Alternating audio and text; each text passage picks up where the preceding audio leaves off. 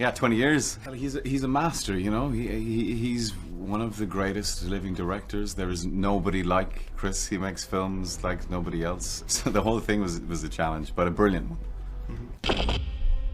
This is a national emergency. Detonator charged.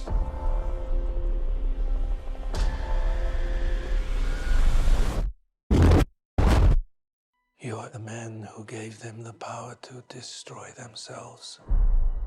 And the world is not prepared.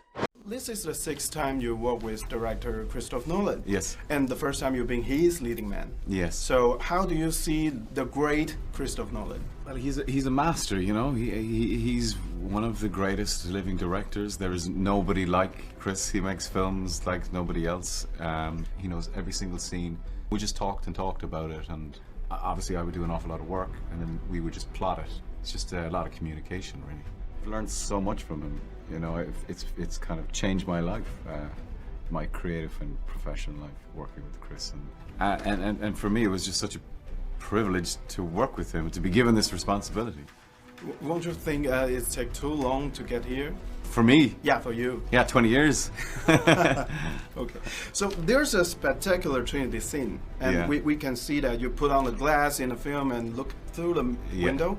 But what are you really see? Because he said there's no CGI. There is no CGI. No, that we had there was lighting effects and there was explosions. Yeah, that's always been my experience working with Chris. It's always been practical. So, and it's all for real. So you get a better, truer performance from your actors. There were it was all different elements that he composited for the big explosion. So I think we did that a few times. Yeah. Ooh, okay.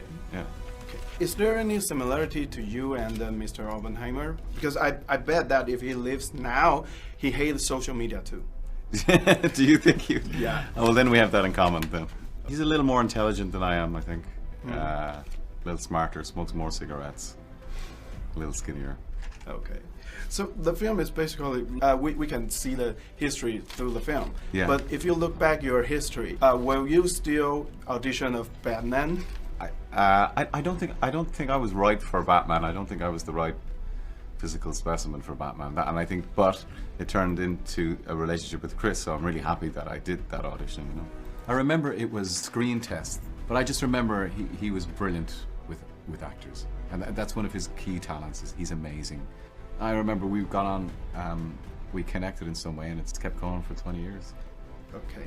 And you say that this is not a history lesson, and you're not telling the audience to get anything. But what do you want for the audience when they watch the film? I want them to be entertained. Hope the film does to provoke and to get people interested and to start thinking about, like, the world we live in now was changed in 1945, and we're still living in this nuclear age because of that, and we all should be conscious of it and aware of it. I think this is one of those great films that does that. It entertains, and it's incredibly entertaining, but it's also, you know, it makes you think. I want them to have conversations about it, because that seems to be what's happening. Everyone that sees the movie is, you know, they want to talk about it. The whole thing was a challenge. You know, it was such a huge part, and he's such an iconic figure, and, you know, was carrying a movie for Chris. So the whole thing was a challenge, but a brilliant one. Mm-hmm. And years ago you say that you want to make fans think that you are a boring guy. But you still, yeah, and do you still want them to feel you are boring? If they want to think that I'm boring, that's fine by me. Yeah, but today I gotta tell you, you're not boring at all. Thanks, man. Thanks.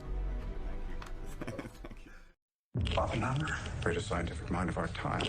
The atomic bomb. I can perform this miracle for you. You are the man for the job.